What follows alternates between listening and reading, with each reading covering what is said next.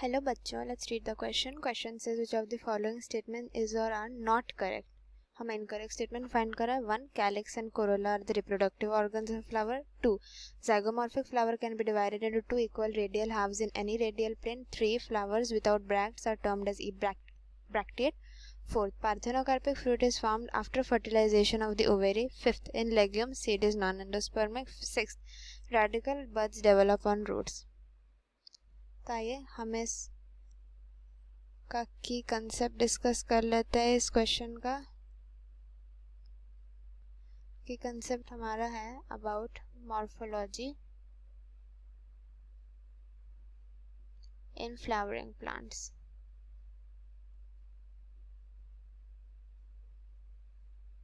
Okay, morphology is a vast concept. यहाँ पे हमारे एक्सटर्नल फीचर्स ऑफ प्लांट के बारे में हम स्टडी करते हैं. ओके, तो आइए one by one statement read करते हैं. पहला स्टेटमेंट बोल रहा है calyx and corolla are the reproductive organs of flower. ये तो इनकरेक्ट हो गया क्योंकि आपको पता है स्टेमन्स एंड कार्पल्स होते हैं. 4 वर्ल रहते हैं हम लोग के. ओके, 4 वर्ल रहते हैं. कैलिक्स, कोरोला, स्टेमन एंड रेशियम एंड गायनोशियम. तो stamen and carpels they help in the reproduction, not calyx and corolla. Okay, they are not the reproductive organs of flower. ये होते क्या? ये होते हैं accessory parts. These are the accessory parts. Okay, next पढ़ते हैं. Zygomorphic flower can be divided into two equal radial halves in any radial plane. ये भी आपका गलत हो गया. क्यों? क्योंकि ज़ाइगोमॉर्फिक फ्लावर का होता है हमारा बायलैटरल सिमेट्री. बायलैटरल सिमेट्री इसका मतलब क्या होता है? देखिए, इसका मतलब होता है कि वो सिर्फ एक ही प्लेन में डिवाइड हो सकता है. ऐसे हर प्लेन में डिवाइड नहीं हो सकता. अगर हर प्लेन में डिवाइड होता तो वो हो जाता हमारा रेडियल सिमेट्री या एक्टिनोमॉर्फिक जो बोल सकते थे.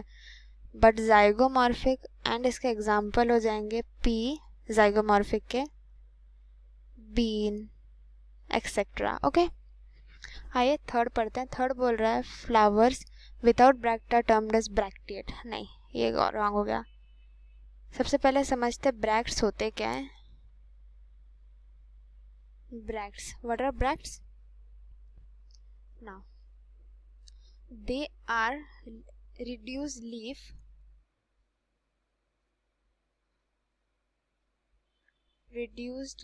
found at the base, जो कि base of the stem में found होता है या पेडिसल बोल सकते हैं.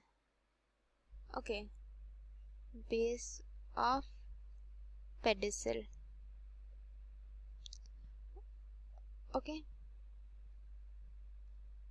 तो और अगर ब्रैक्ट्स नहीं होंगे तब हम उस टर्म को क्या बोलते हैं? हम उस टर्म को बोलेंगे ई ब्रैक्टिएट, ना कि bracteate. It will be termed as ebracteate without bracts. Okay, तो ये थर्ड वाला भी आपका हो गया रॉन्ग. अब आइए फोर्थ स्टेटमेंट पढ़ते हैं. फोर्थ बोल रहा है parthenocarpic fruit is formed after fertilisation of the ovary. ये भी गलत हो गया. पार्थेनोकार्पिक फ्रूट्स क्या होता है? They are formed without fertilization. Okay बच्चों, they are formed without fertilization. They are formed without fertilization. वो लोग होते हैं सीडलेस, क्योंकि फर्टिलाइज नहीं होते तो ओव्यूल भी डेवलप नहीं होगा. और उसका एग्जाम्पल क्या हो जाएगा? एग्जाम्पल हमारा हो जाएगा पार्थेनोकार्पिक फ्रूट का बनाना. ओके, अब आइए फिफ्थ पढ़ते हैं. फिफ्थ बोल रहा है कि in legumes seed is non endospermic. ये करेक्ट ऑप्शन है आपका, क्योंकि लेग्यूम्स क्या होता है? देखिए, लेग्यूम्स हमारा जो होता है Fabaceae family, pea, bean etcetera, and these are dicot, and dicots are generally non endospermic. तो ये स्टेटमेंट आपका है करेक्ट. सिक्स्थ पढ़ते हैं. सिक्स्थ है radical buds develop on roots. हाँ, ये भी आपका स्टेटमेंट हो गया करेक्ट, क्योंकि जो हमारा रेडिकल रूट्स कहाँ से डेवलप होता है? Roots develop from radical.